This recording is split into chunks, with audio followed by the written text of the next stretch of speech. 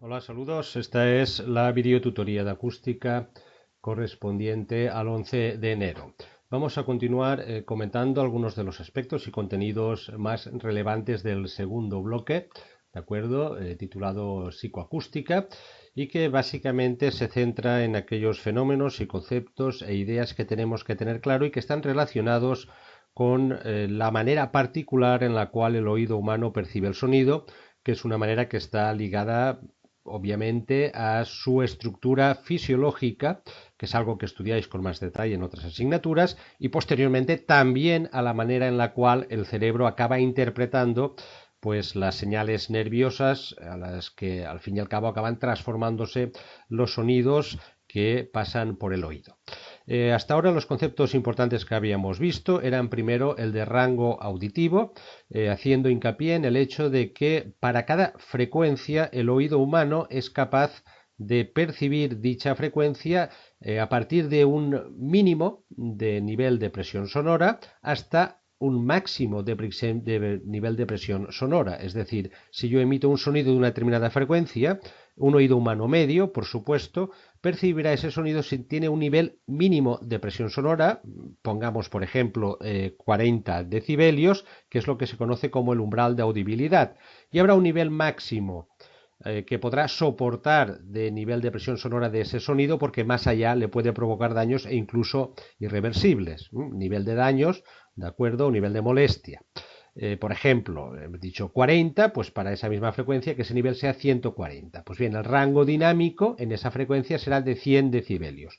Podrá escuchar sonidos para esa frecuencia que estén entre 40 decibelios y 140 decibelios. Más bajos de 40 no los percibirá, más altos provocará daños en el oído. Esa diferencia es lo que se llama rango de audibilidad, rango dinámico, y depende de la frecuencia del sonido.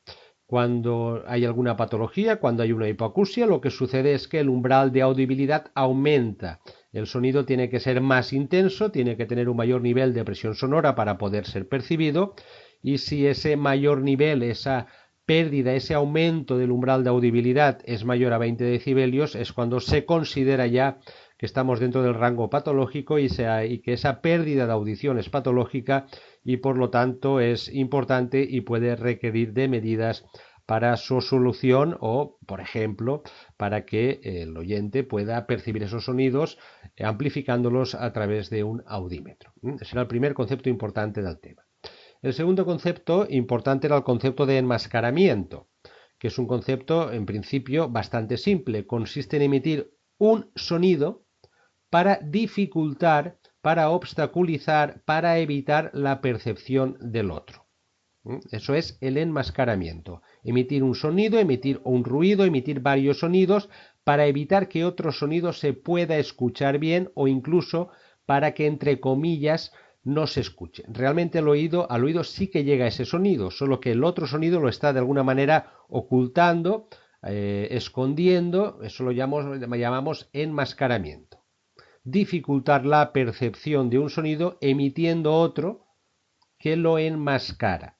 Eso se traduce, como comentamos, en un aparente incremento del nivel del umbral de audibilidad. El sonido que está siendo enmascarado, que está siendo ocultado, pues de repente parece ser como si tuviese que ser más fuerte, entre comillas, para que lo podamos percibir, por el otro sonido que estamos emitiendo lo está enmascarando, está dificultando que se perciba. Y el concepto que vamos a ver hoy es el concepto de banda crítica ligado a la selectividad y discriminación de frecuencias. También es un concepto importante del tema que hay que tener claro. Hemos dicho que la percepción del sonido por parte del oído humano depende de la frecuencia. Es decir, hay frecuencias para las cuales el oído humano es más sensible que para otras. Hay frecuencias para las cuales el oído humano es más sensible que para las otras. Además, hay una cuestión y es la capacidad de discriminar entre dos sonidos de frecuencias diferentes. ¿Qué entendemos por discriminar dos sonidos de frecuencias diferentes? El hecho de que si yo emito dos sonidos que no tienen la misma frecuencia, realmente, ¿de acuerdo? El oído humano, y por supuesto la interpretación que hace el cerebro del sonido, permite decir claramente estoy escuchando dos sonidos diferentes. Eso es discriminación. Si yo emito dos sonidos de frecuencias diferentes, imaginemos que tengan la misma intensidad, pues que el oído humano sea capaz de decir, oigo dos sonidos diferentes.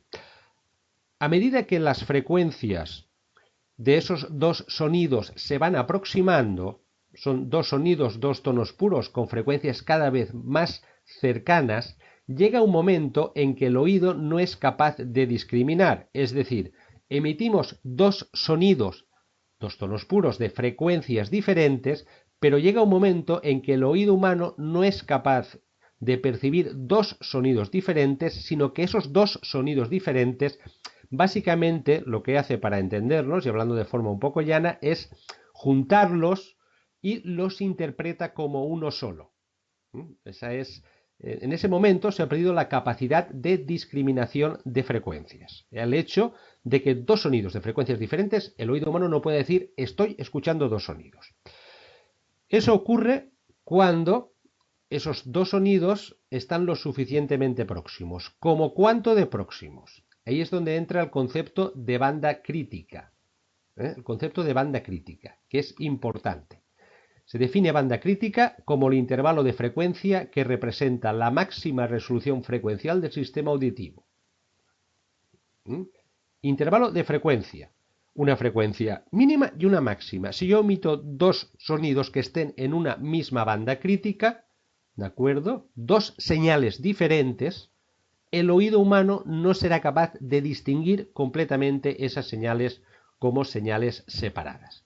Ahí las bandas críticas típicas del oído humano las tenéis, a ver, en esta tabla. ¿De acuerdo? Hay 24 bandas críticas diferentes, caracterizadas. Hay 24 bandas críticas diferentes, perfectamente caracterizadas entre una frecuencia de corte inferior y una frecuencia de corte superior.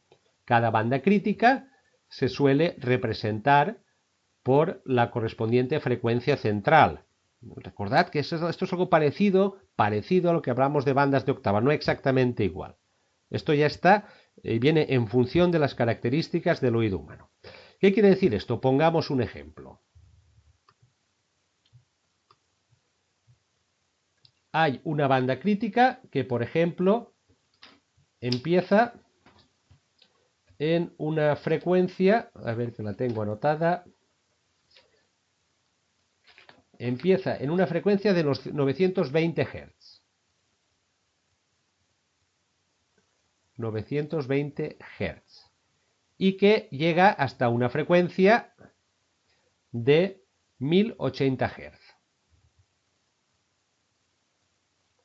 Y hay otra banda crítica que empieza en 1080 Hz y termina en 2070 Hz. Si no he copiado mal. Bien, ¿qué quiere decir esto? Imaginemos que yo emito dos sonidos. Un sonido que está, por ejemplo, que sea de unos 1000 Hz. Emito un sonido de unos 1000 Hz. Y emito un sonido, por ejemplo, de unos 2000 Hz. Emito un sonido de 1000 Hz. Y emito un sonido de 2000 Hz. ¿De acuerdo? Imaginemos que tengan la misma intensidad, los mismos decibelios, SPL. Emito estos dos sonidos y un oyente medio recibirá estos dos sonidos y dirá, distingo dos sonidos, los distinguirá perfectamente. Si yo emito un sonido de 1000 Hz y uno de 2000 Hz, los distinguirá perfectamente. Están en diferentes bandas críticas. Ahora bien, ¿qué pasa si, por ejemplo, emito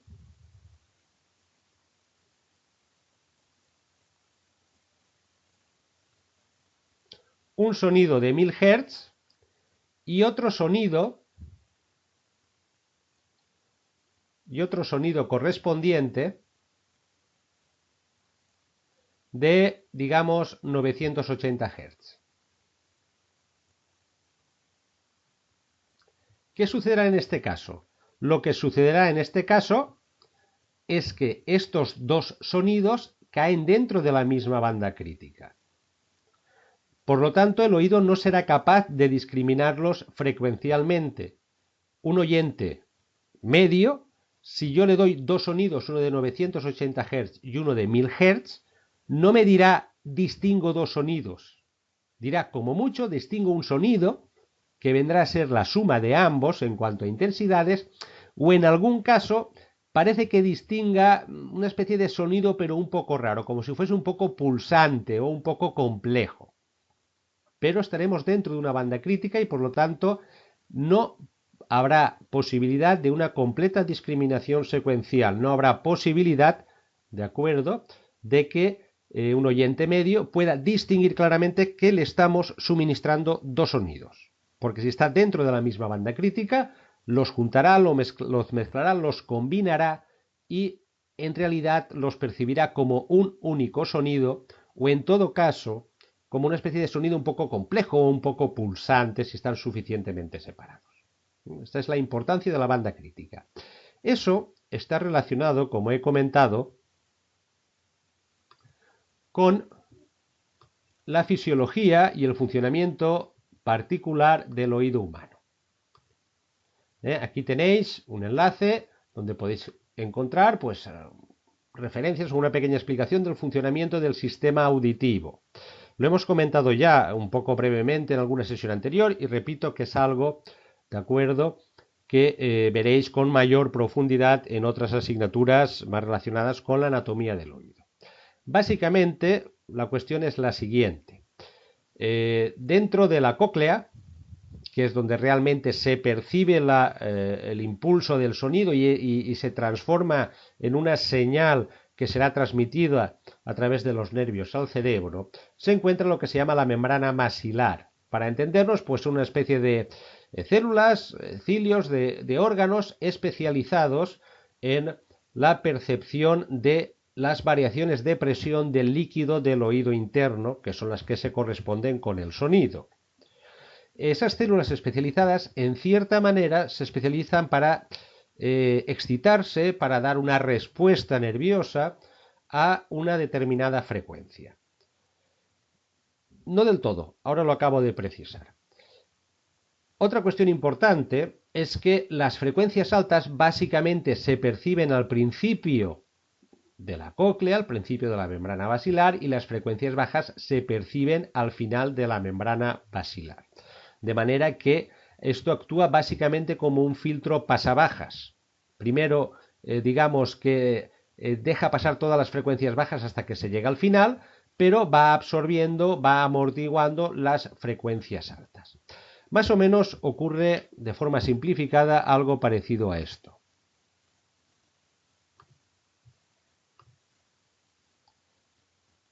A ver, ¿de acuerdo? Algo parecido a esto. Vamos a intentar representarlo.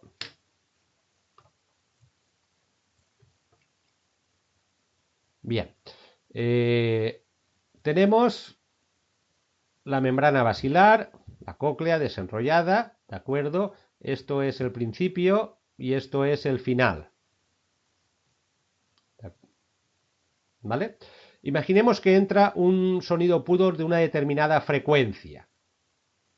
Pues aquí, ¿de acuerdo? Las frecuencias altas se detectan básicamente al principio, las frecuencias bajas básicamente al final. Imaginemos que entra un sonido de una determinada frecuencia. Y en un determinado momento, pues aquí hay una serie de células especializadas que se excitan, que dan una respuesta cuando perciben el sonido de esa frecuencia en concreto. Y envían una señal nerviosa al cerebro, que es al final el que oye. Bien, realmente lo que ocurre es que cuando pasa un sonido, no solo excita la célula, por decirlo de alguna forma, o las células especializadas en una frecuencia, sino que también excita un poco la de frecuencias adyacentes, cada vez menos.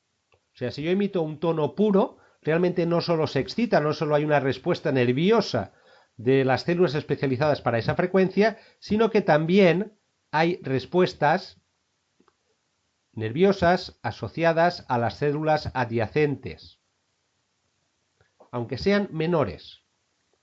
De manera que realmente el oído, un tono puro, no lo acaba traduciendo en una señal eléctrica nerviosa correspondiente a un único tono puro, sino que acaba combinando respuestas tanto de las células centrales especializadas para esa frecuencia como de las que tiene al lado, que también, en cierta manera, notan el paso de la perturbación, el paso de la variación de presión del líquido del oído interno y también producen una respuesta. Por tanto, si yo emito dos sonidos cercanos en frecuencia, tan cercanos como que estén dentro de una banda crítica, pues realmente lo que ocurre es que esos dos sonidos pues acaban excitando básicamente las mismas células de la misma manera y el cerebro al final los interpreta como un único sonido, no es capaz de distinguirlos. En cambio, si yo emito dos sonidos de frecuencias muy diferentes, voy a pintarlo de otro color, esos sonidos cuando llegan a la membrana basilar, pues van a excitar en general grupos de células lo suficientemente separadas entre sí para que el cerebro sí que pueda, el oído y después el cerebro sí que puede interpretar claramente que esos sonidos son dos sonidos diferentes.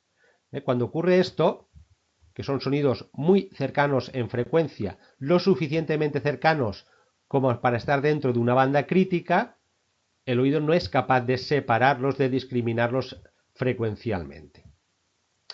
En cambio, si los sonidos están suficientemente separados, sí que es capaz de discriminarlos y de separarlos frecuencialmente debido al comportamiento particular de excitación de las células que componen la membrana basilar. Repito, porque de hecho no se excita solo una célula, sino que se excitan células cercanas a las especializadas única y exclusivamente en esa frecuencia.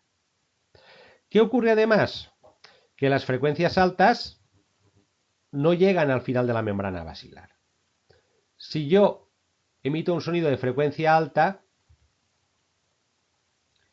¿de acuerdo? Emito un sonido de una alta frecuencia, básicamente solo generará respuesta nerviosa de las células que están al principio de la membrana basilar, porque aquí es donde se encuentran las células, las terminaciones especializadas en poder detectar altas frecuencias. Ahora bien, si yo emito un sonido de baja frecuencia, este sonido de baja frecuencia irá transmitiéndose hasta llegar a la parte final de la membrana basilar, que es donde están las células especializadas en baja frecuencia. ¿De acuerdo?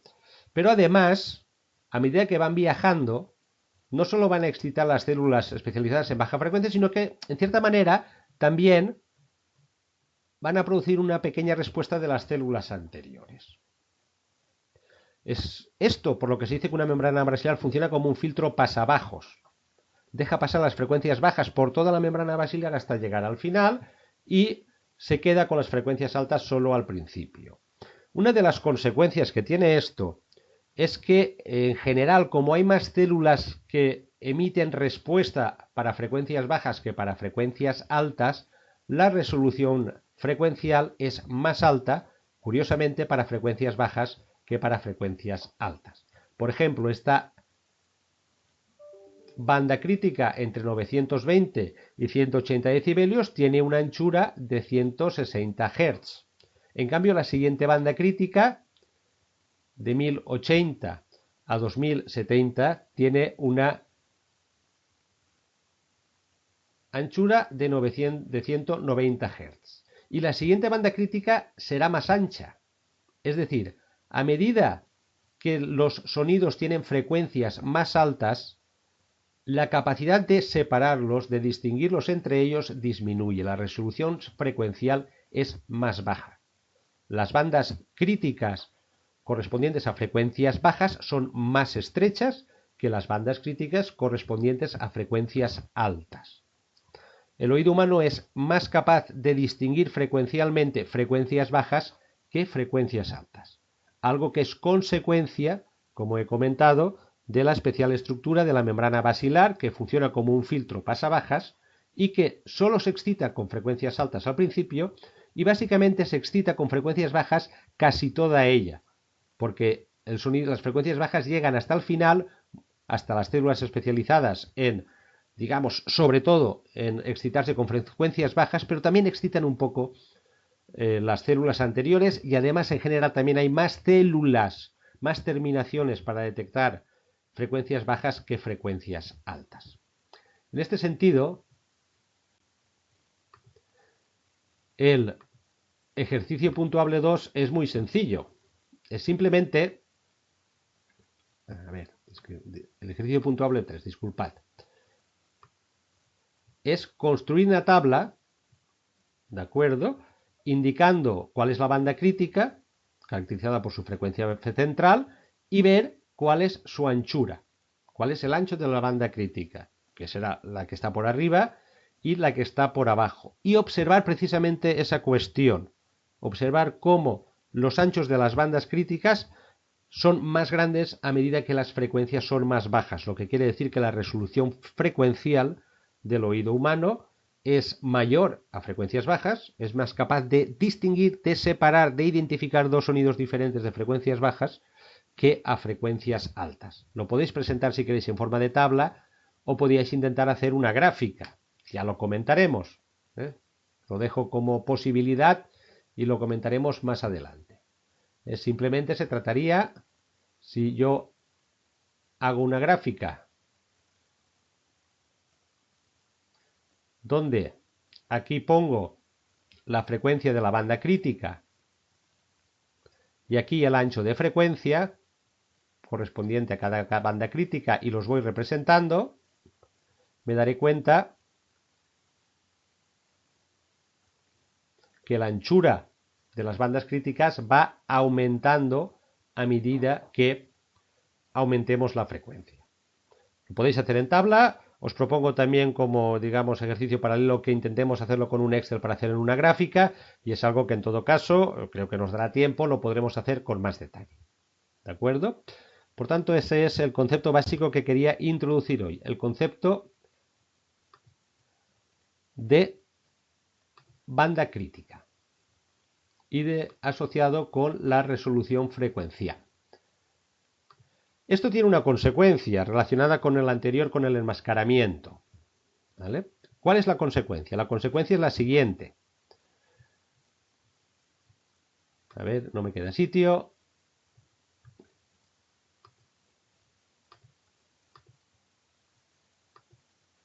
La consecuencia es la siguiente.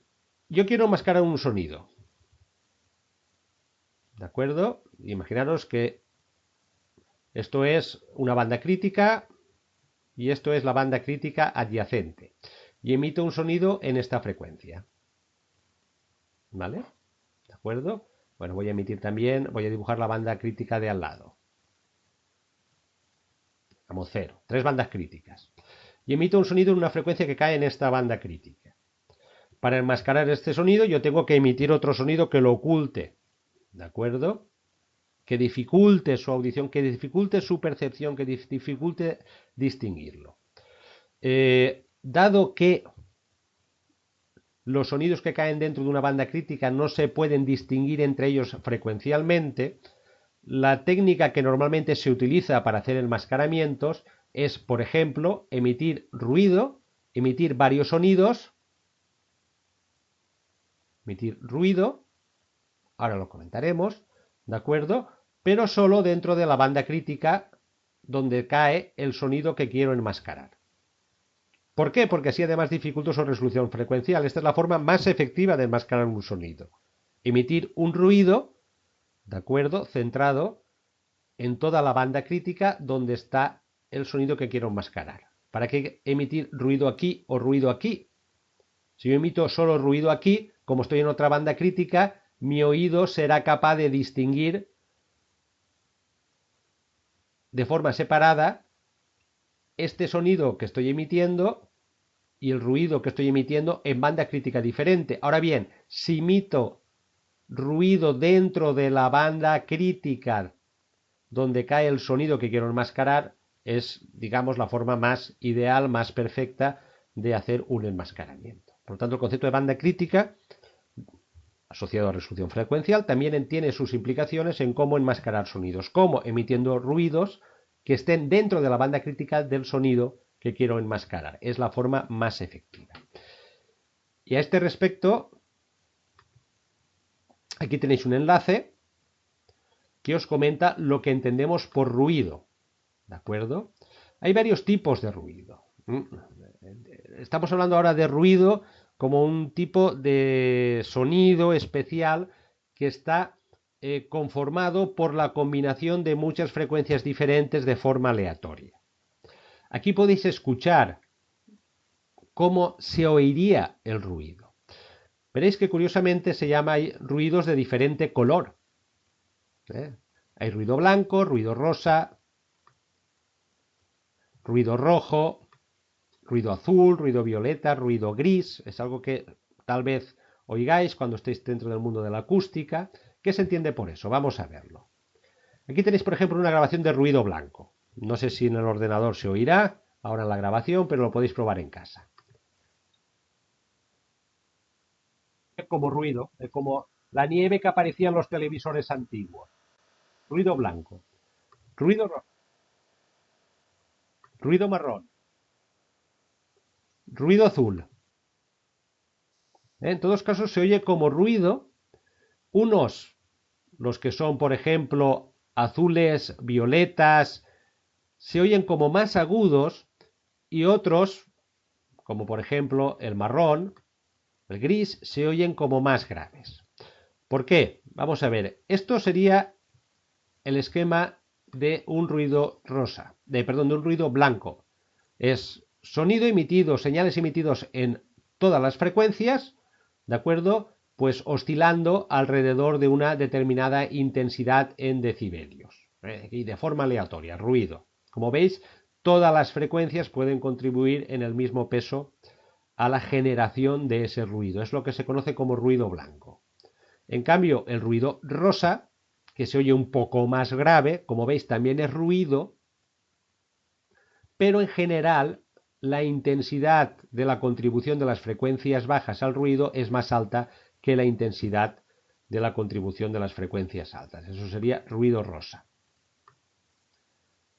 Ruido marrón, también mayor contribución aún comparativa de las frecuencias bajas con respecto a las altas para generar el ruido. Y en cambio, cuando llevamos con ruidos azules o violetas, pues también es esto aquí oscilando de forma aleatoria, pero la intensidad tiene mayor contribución de las frecuencias altas que de las frecuencias bajas. Por lo tanto, normalmente, y ligándolo con el enmascaramiento, repito, lo que se hace es emitir ruido, ¿de acuerdo? Ruido centrado en la banda crítica del sonido que queremos enmascarar, porque todo aquello que caiga dentro de una banda crítica, el oído humano es incapaz de discriminarlo claramente de forma frecuencial. ¿De acuerdo? Terminamos aquí. Ya continuaremos con el tema y el próximo punto, percepción de la sonoridad. ¿De acuerdo? Y volveremos a hablar de decibelios y de una cosa también interesante, del otro concepto interesante, magnitud interesante de este tema, que es los fones o los fonios. Hasta la próxima.